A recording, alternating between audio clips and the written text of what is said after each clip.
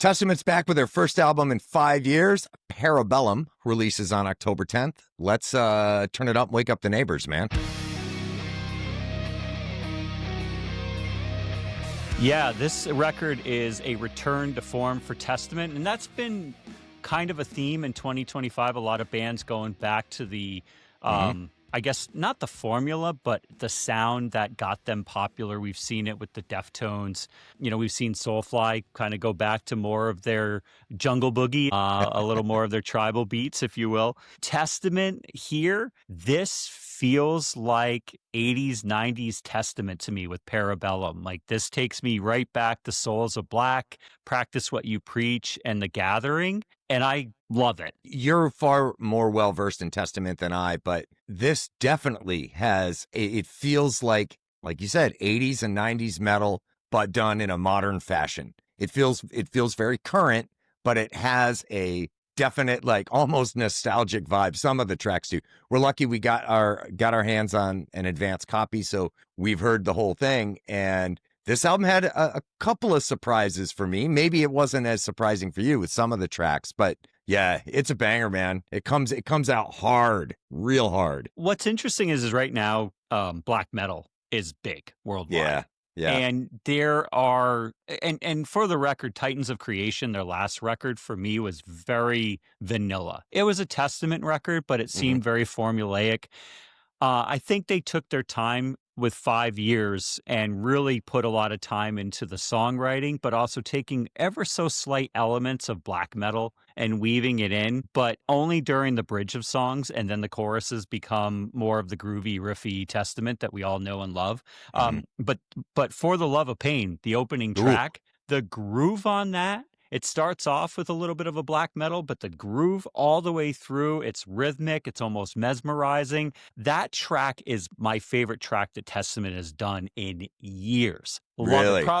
Yeah, this track is by far my favorite, going back to the Pale King on Brotherhood of the Snake. It is such a hard-hitting intro to the record that you knew what you were in for something really good when you heard that track. Yeah, Dovas, it starts, we won't give away too much of the record, otherwise it would be out. But Dovas, Chris Dovas, their drummer since 23, is a monster. And it starts off with just a rip and fill and just comes in like a freight train. Dovas fits really well with this band. I mean, these guys have had a lot of drummers. I think 13 drummers in the life of the band, which goes back to 83, 84, I think.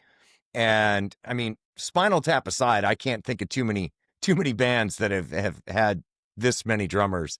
And they've come and gone for various reasons, you know, whatever, it happens. But he is a great fit, and that is evident on this record. It's just a great mesh with the kind of writing, the music that Peterson and Skolnick do. And it's a hard-hitting, very thrashy record. Again, like I said, with some surprises in it that I wasn't prepared for. But, you know, we won't necessarily go track by track. We'll let the listeners get to experience it the same way we did over the last few days. But there is a track that I can only describe as like metal funk. You know, it's got a 6/8 metal swing feel to it. It's great. And again, a few other surprises on the record. Yeah, a very enjoyable listen overall. Yeah, Shadow People, if you're wondering if Chris fits the band as a drummer, that is a classic Testament track. It reminds me of something that could have been on The Gathering. Very, very groovy. There is no way that you're not going to be able to kind of start bobbing your head or head banging. It's just such a great song. And I was thinking when I listened to that Chris is the perfect drummer. He fits in perfectly, whether or not they programmed his parts or not. I hope that that's not the case, because it seems pretty authentic. It seems pretty, not necessarily something that's been programmed. You would know better than I would, but great track. Yeah, everything I have read leads me to believe that his are live tracks, and I believe Dovas also he's been in a number of different bands and projects before, one of which he covered everything himself, all the guitars, basses, vocals, everything. So he is, I'm sure that worked to his benefit, you know, writing parts for Testament. He obviously has an understanding of all the other instruments, which allows him to write very appropriate parts that serve the song, but are still, at a high interest level too. So yeah, I think he's a great fit with the band. And this is a band that has had some phenomenal drummers over the years. Nobody that's been in this band has not met the bar. And Chris is, he meets that same standard too. Let's talk about Meant to Be. Power ballad, but not. Think Yeah. think Fade to Black in one. Mm-hmm. That's what I looked at, and I think that this could be up for awards, metal awards at some Mm-hmm. point. The track is beautifully done, classic guitar at the beginning, but it builds and builds and builds, kind of like one, a lot like Fade to Black by Metallica. Mm-hmm. Both tracks are genius, and this felt like Testament's one. They've had some songs in the past that are power ballads, but not any that build up to the heaviness that this does. And it's almost like showing off for Skolnick and Peterson on this track. It's, Chuck's vocals are great across this record too. And, he's not an old man, but he's not a young man at 63 either. And his voice is holding up really well. I don't know if he went the James Hetfield route and has gotten some training in recent years or not. Maybe it's just his natural abilities and experience over the years. But man, they are super, super strong on this record. And I knew he was a really strong aggro singer, and he does that great here. But his cleans and his melodics were really good too. Better, with no disrespect intended, better than I expected them to be. Well, and Chuck has had his time. I mean, Demonic Refusal was their death metal record, and he was low guttural death metal all through that record. The song Low, he does a real low end guttural thing, Mm-hmm. and he's always been able to do everything, which leads me into another point about Testament that we'll get into in a minute and their place in the world. But Chuck showed off. I think that everybody showed off in the best way possible on this record. The Mm-hmm. 5 years was well spent putting together a really, really solid offering for Testament. Yeah, there's a lot. I don't want to say there's a lot of styles on this record to imply that that it's country into, you know what I'm saying? Yeah. But they incorporate a lot of different flavors, not only across the album but within songs, and they flow between styles really well. Like you said, it's a very thoughtful record. These songs are well crafted. It wasn't like, let's get together, knock back a 12 pack and just throw down some shit that, we came up with. Yeah. I think the last record that they really took their time with, and it was Dark Roots of the Earth. There's a lot in that. There was an anthem, almost like a war anthem in there, which Para Bellum, I might be mistaken, it means what in Latin? Para Bellum is Latin for, if you want peace, prepare for war. That's what I've read, the accuracy notwithstanding. But yeah. Well, Dark Roots of the Earth had some themes along those lines, and that record really stood out and has stood the test of time. Same thing here. They took their time. It's very authentic, very thoughtful with how they put it together. And it makes you start wondering, and I've heard this argument before, the big four, Metallica, Slayer, Anthrax, Megadeth. Well, Megadeth is retiring. Have they put out a record in recent years that have really inspired metalheads? Megadeth? Not really. Has Anthrax put out something that's really blown everybody's socks off? Not really. Repentless was a great last release for Slayer. 72 Seasons by Metallica is a solid Metallica record at this point, but prior to that, they hadn't done anything really all that great since the Black Album. But you know who has been consistently putting out great records in all of that time? Yeah. Testament.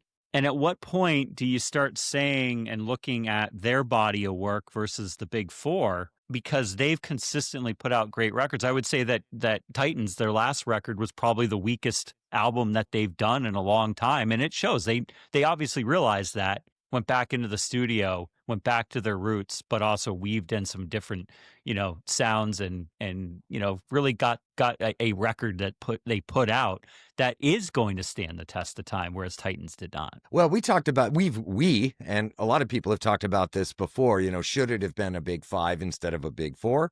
I don't know. I would venture to say that maybe in the early mid '80s, those bands with their initial releases were just maybe a little stronger than for the time. Like you said, their body of work stands up. It's been pretty consistent.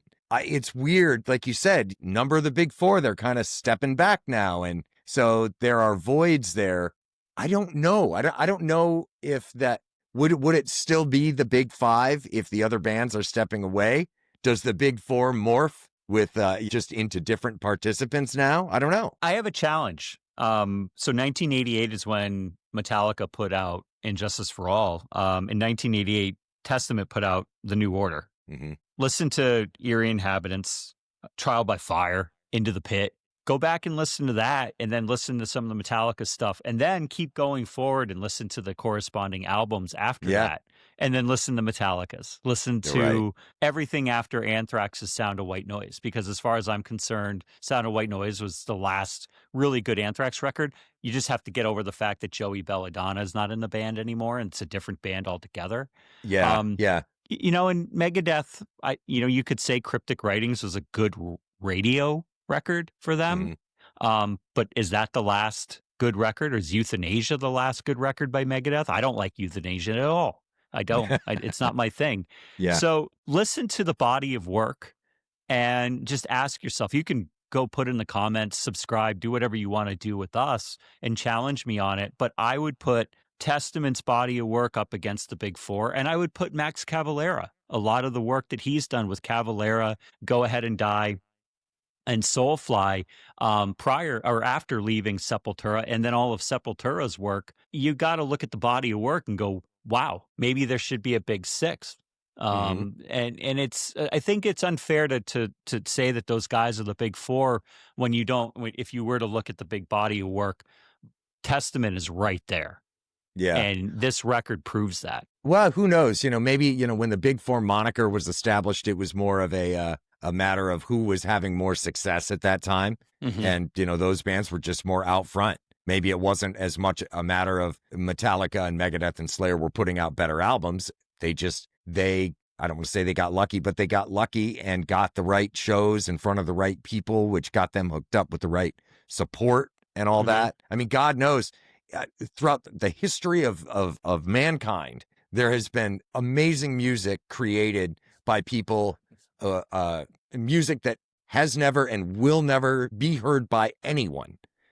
And that's a real damn shame, but it's the way it is. Not everything great can get heard by everyone or the people who really want that kind of music. Yeah. Well, listen, go back, listen to in 1992, The Ritual.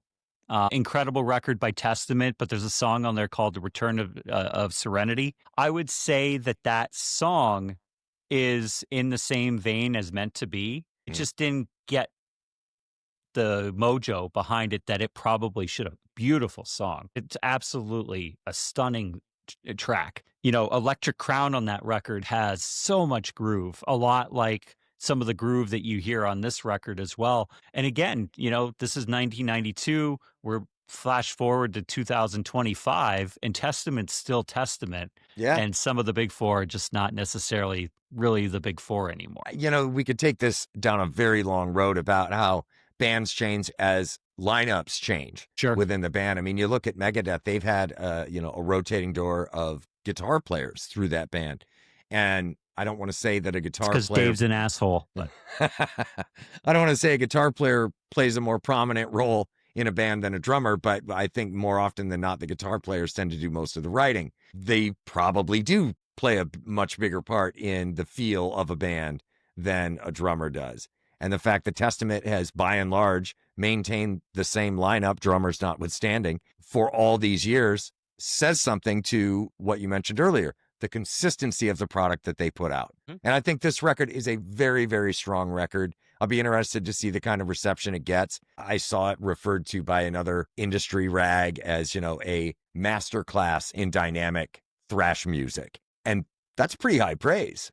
Would you agree with that? Yeah, I think that this is a high watermark again for Testament. It's another peak for them. What was the last high watermark? I thought Dark opinion? Roots of the Earth. Yeah.